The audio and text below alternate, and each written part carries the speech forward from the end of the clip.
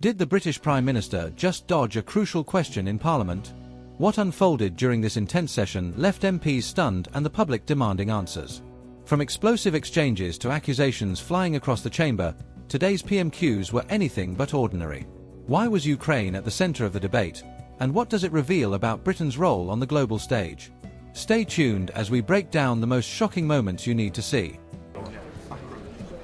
Before we come to Prime Minister's questions, I wish to inform the House about my recent trip to Ukraine. It was at the invitation of Ruslan Stefanchuk, chairman of the Rada in Ukraine. I joined speakers from across Europe in a memorial service to mark the 3rd anniversary of the Bucha massacre and to hear the important testimony of the survivors of this terrible atrocity. I also delivered a speech at the Bucha summit, which was opened by the President of Ukraine, and took with me specific cross-party messages of solidarity from the House of Commons, the Prime Minister, the Leader of the Opposition and the Leader of the Liberal Democrats. The appreciation felt by the people of Ukraine at the support offered by this House, the people of the United Kingdom, should not be underestimated. Indeed, his nightly address on Monday, President Zelensky explicitly expressed his thanks to the United Kingdom for the support provided to them. Order, order. We now come to Prime Minister's questions. John Grady. Question number 1, please, Mr. Speaker. Prime Minister. Mr. Speaker, just picking up on your comments, can I say that on Monday night I spoke to President Zelensky and he wanted me to pass on to you his thanks for attending in Ukraine, particularly on the 3rd anniversary of the massacre at Bucha, which I've been to Bucha. It's a terrible 3rd anniversary, so I pass on those thanks. Mr. Speaker, we've been preparing for all eventualities ahead of the confirmation of US tariffs later today. Let me be clear with the House. A trade war is in nobody's interests, and the country deserves, and we will take, a calm, pragmatic approach. That's why constructive talks are progressing to agree a wider economic prosperity deal with the US. That's why we're working with all industries and sectors likely to be impacted. Our decisions will always be guided by our national interest, and that's why we have prepared for all eventualities, and we will rule nothing out. Mr. Speaker, our deepest sympathies are with the people of Myanmar and Thailand. We are sending immediate life-saving support to assist their efforts. May I also extend my personal condolences to the family, friends and colleagues of Christina McKelvey. She was much loved and will be sorely missed, especially by our colleagues in the SNP here and in Scotland. Mr. Speaker, this morning I had meetings with ministerial colleagues and others. In addition to my duties in this House, I shall have further such meetings later today. John Grady. Thank you, Mr. Speaker.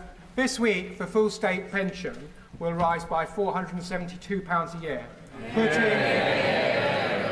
putting money in the pockets of pensioners in Glasgow and across the United Kingdom. Does the Prime Minister agree with me that this rise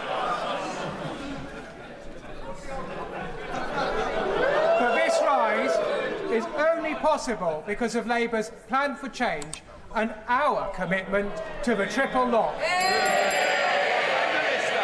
Well, he's absolutely right. We can commit to the triple lock because we've restored stability after they crashed the economy. And that means, Mr. Speaker, next week 12 million pensioners will receive up to £470 more.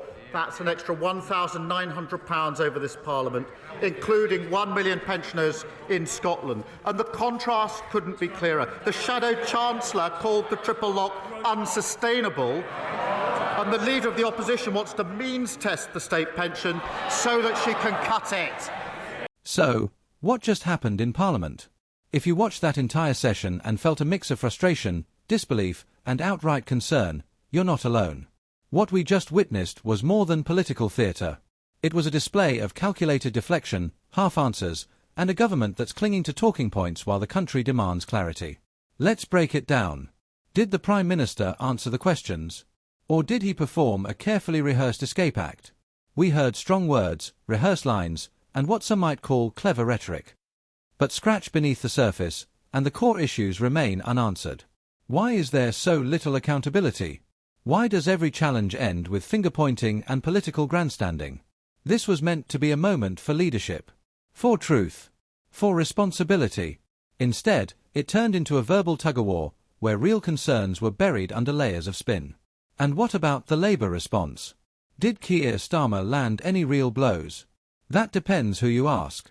Yes, he pressed on the right issues: cost of living, NHS waiting times, public trust. But let's be honest, strong words in the Commons mean nothing without action behind them. And many are asking, if Labour were in power right now, would they really handle things any differently?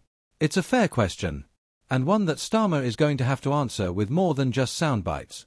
Now, let's talk about the elephant in the room: Ukraine. The Prime Minister opened with an emotional statement on his visit to Ukraine and the UK's role in supporting its fight for sovereignty. It was stirring, patriotic, and hard to criticise. But here's the thing: using international affairs to shield domestic failures is a tactic as old as politics itself. Yes, support for Ukraine matters. Yes, it's vital. But it cannot be used as a distraction from the crises happening on British soil: crumbling hospitals, families skipping meals, and workers drowning in bills. So what's really going on here? This isn't just about one party or another. It's about a system where both the government and the opposition are locked in performance mode. A place where real change is promised in soundbites but rarely delivered in action. A parliament that often feels more like a battleground of egos than a chamber of solutions. And you, the viewer, the voter, the citizen, you're left wondering, who is actually fighting for me? Here's the uncomfortable truth: politics has become a game. And we're all paying the price. The Prime Minister talks of growth, opportunity, leadership. But outside Westminster, people are choosing between heating and eating. The Labour leader speaks of fairness and rebuilding trust, but many still remember the broken promises of the past. What we just saw wasn't leadership. It was damage control. And yet, something is changing. People are watching more closely. They're questioning more, digging deeper, sharing more than ever before. The old ways of dodging responsibility are cracking. And that's where you come in. Because the real power doesn't sit in that chamber. It's out here, with you. So ask yourself, are you satisfied with what you saw? Do you believe what you heard? Or do you feel it's time to demand something better? This isn't just another episode of political back and forth. It's a wake-up call.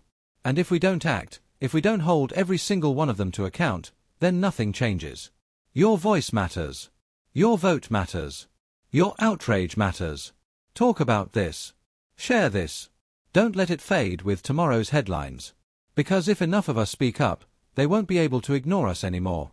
And next time they step into that chamber, they'll know we're watching.